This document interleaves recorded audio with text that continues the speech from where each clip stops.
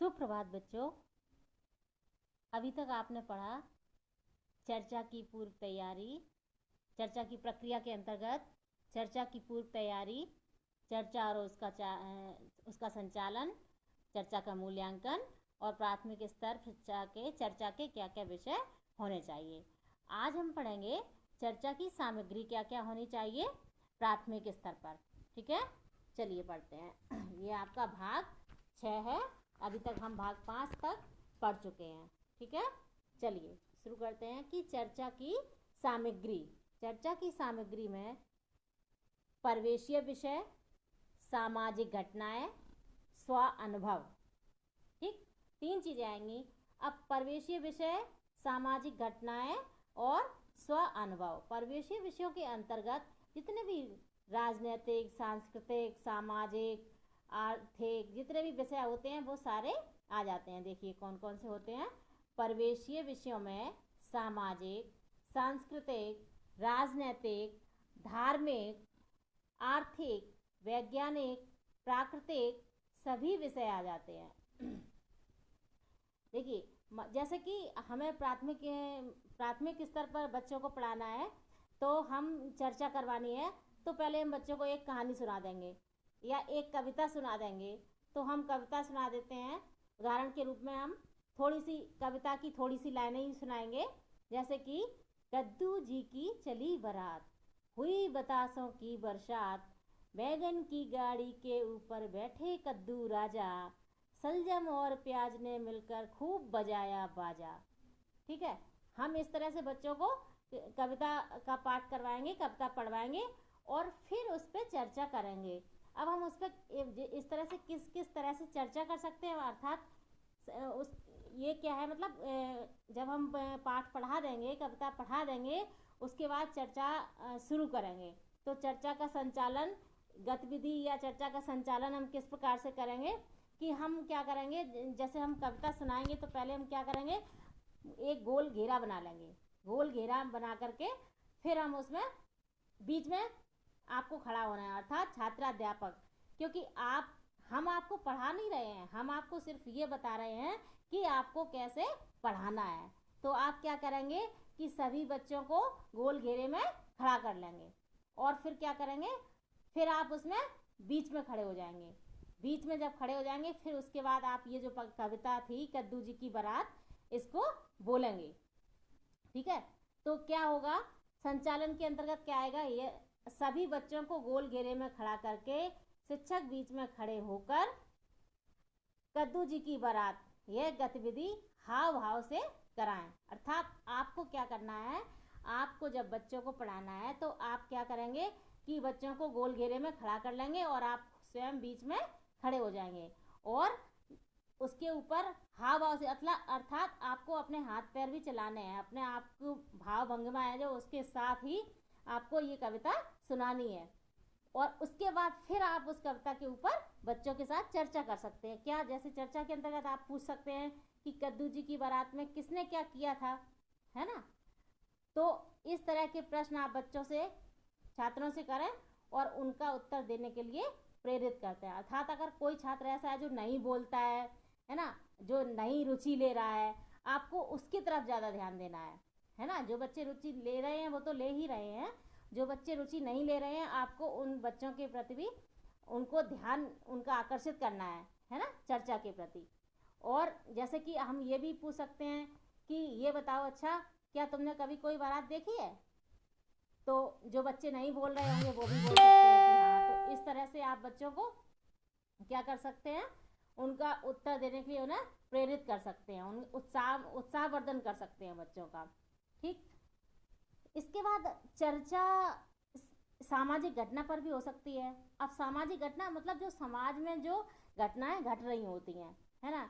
जैसे कि अभी हम आजकल की अगर बात करें तो अभी कोरोना की जो घटना हो रही है, हम उस पर भी बच्चों के साथ चर्चा कर सकते हैं। पहले उसके बारे में बच्चों को बताएंगे, फिर हम बच्चों से उस पर प्रश्न पूछ सकते हैं, उस पर चर्चा कर सकते हैं।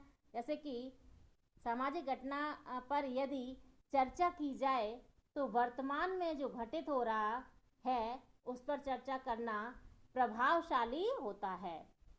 जैसे कि वर्तमान में हम छात्रों को कोरोना वायरस के बारे में बताएं तथा और फिर उसके बचाव के बारे में चर्चा करें। अर्थात आप जब छात्रों को क्या करेंगे, कोरोना वायरस के बारे में बता सकते हैं, फिर उसके ऊपर आप चर्चा कर सकते हैं कि अच्छा ये बताओ अगर इस वायरस से बचने के क्या क्या उपाय हैं, हमें हाथ धुलना चाहिए, है ना, और हमें किसी सामाजिक दूरी बनाए रखनी चाहिए। इन सब बातों के ऊपर हम छात्रों से चर्चा कर सकते हैं और सभी छात्रों की अलग अलग राय भी ले सकते हैं। इससे क्या वो छात्र चर्चा करने के लिए प्रेरित होंगे। तो जो सामाजिक घटनाएं होती हैं उन पर भी चर्चा करने से बहुत ही प्रभावशाली प्रभाव पड़ता है। उसके बाद स्व अनुभव, बच्चों से उनके अनुभव पर भी चर्चा की जा सकती है। जैसे अब प्राथमिक स्तर के बच्चे हैं तो हम उनसे पूछेंगे कि बालकों से उनके अनुभवों को पूछा जाए, जैसे कि राष्ट्रीय पर्व पर प्रतिभाग करने में वे कैसा महसूस अनुभव करते हैं, है ना।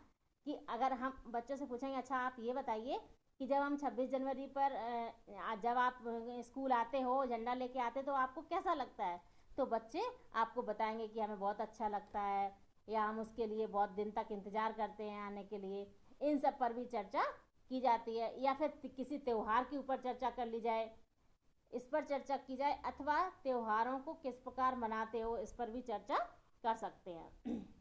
इसके बाद क्या होता है, मूल्यांकन होता है। जब चर्चा हो चुकी होती है तो हमें मूल्यांकन करना चाहिए कि हमने जो चर्चा की है वो सामाजिक विषय होना चाहिए, उससे बच्चों को क्या क्या फ़ायदा हुआ, उनके पूर्व ज्ञान में वृद्धि हुई कि नहीं, या उनका क्या कहते हैं उनकी समझ में थोड़ा सा उनको जो हम कहना चाहते थे वो समझ गए हैं कि नहीं, है ना। इस तरह से मूल्यांकन करना चाहिए।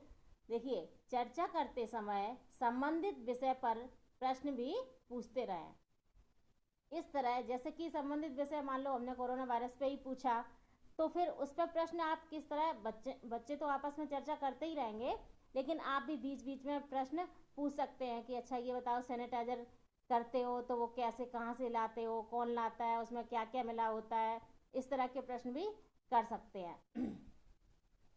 और इससे क्या होगा, आप उनके विषय की जानकारी, पूर्व ज्ञान, उनकी समझ तथा भाव बोध का भी पता कर सकते हैं। चर्चा से क्या होगा, बच्चों का जो पूर्व ज्ञान है उसका पता चल जाएगा और उनको विषय की जानकारी कितनी है इस बात का पता चल सकता है, उनकी समझ कैसी है, उनका ज्ञान कैसा है, उनकी बुद्धि कैसी है और उनके भाव बोध की क्षमता कैसी है, इस बात का मूल्यांकन हम कर सकते हैं। इसके बाद चर्चा में अध्यापक के ध्यान देने योग्य बात है, मतलब जो चर्चा करवा रहा है उसे किस किस बात का ध्यान रखना चाहिए। देखिए, एक तो सबसे पहले अध्यापक को इस बात का ध्यान रखना चाहिए कि वे अध्यापक यह सुनिश्चित करें कि चर्चा की विषय वस्तु अनुभव से जुड़ी हो, अर्थात जिस विषय पर चर्चा कर रहे हो उनको छात्र ने अनुभव किया हो, तथा परिवेशीय हो। परिवेशीय हमने अभी बताया आपको, परिवेशीय का मतलब क्या होता है, माने चारों तरफ, मेरे चारों तरफ जो है वही परिवेशीय है ना। जैसे कि परिवेशीय विषय के अंदर सांस्कृतिक, राजनैतिक, आर्थिक जितने भी मतलब विषय होते हैं वो सब परिवेशीय के अंतर्गत आ जाते हैं। केवल सवाल ही सवाल ना हो उन पर चर्चा भी हो, मतलब हम केवल बच्चे से सवाल ही ना पूछते रहे कि आप ये क्या होता है, केवल पूछना नहीं है, बच्चे को अपने भाव प्रकट करने की क्षमता पर भी उनका विकास करना है। भाव प्रकट करने की क्षमता, तो उनको भाव प्रकट करने के अवसर प्रदान करने हैं आपको, है ना। हाँ या ना वाले प्रश्न ना हो, बल्कि छात्रों को बोलने के लिए उपयुक्त वातावरण हो, मतलब प्रश्न ऐसे नहीं होने चाहिए कि वो हाँ और ना में आपको जवाब दे दें। प्रश्न ऐसे होने चाहिए कि छात्र अपने भावों को प्रकट कर सकें, अपनी बात को कह सकें, ऐसा वातावरण उनको देना चाहिए। मतलब ऐसे प्रश्न पूछने चाहिए कि बच्चे उत्सुक हो जाएं अपनी बात बताने के लिए और आपसे कुछ भी पूछने के लिए। छात्रों की बात ध्यानपूर्वक सुने और चर्चा में प्रतिभाग करने के लिए प्रेरित करें। छात्र जो कह रहे हों उनको ध्यान से सुने, उनको अपेक्षित ना करें, उनको मतलब उपेक्षा, उन्हें ये ना लगे कि आप उनकी उपेक्षा कर रहे हैं, आप उनकी बात को ध्यान से सुन ही नहीं रहे हैं, है ना। तो आप उनकी बात को ध्यान से सुने और चर्चा में प्रतिभाग करने के लिए प्रेरित करें। मतलब जो छात्र, कुछ छात्र ऐसे होते हैं जो उन्हें कोई मतलब ही नहीं होता है, वो चर्चा में भाग नहीं लेना चाहते, वो सुनते ही नहीं है कि क्या हो रहा है ना। कुछ इस तरह के लोग होते हैं जो कक्षा में होते हैं फिर भी नहीं होते हैं। तो उन लोग जो नहीं होते हैं होते हुए भी, उनके लिए भी है कि वो, आपकी ये अध्यापक की ये जिम्मेदारी है कि वो वहाँ उपस्थित रहें, अर्थात उन्हें इस बात के लिए प्रेरित किया जाए कि वो चर्चा में भी अपना भाग लें। ठीक, आज ये अध्याय यहीं पे समाप्त हो गया। अगला अध्याय हम पढ़ेंगे गद्य व पद्य के शुद्ध उच्चारण व उतार चढ़ाव, इसको पढ़ेंगे अगले क्लास में। आज के लिए बस इतना ही, धन्यवाद।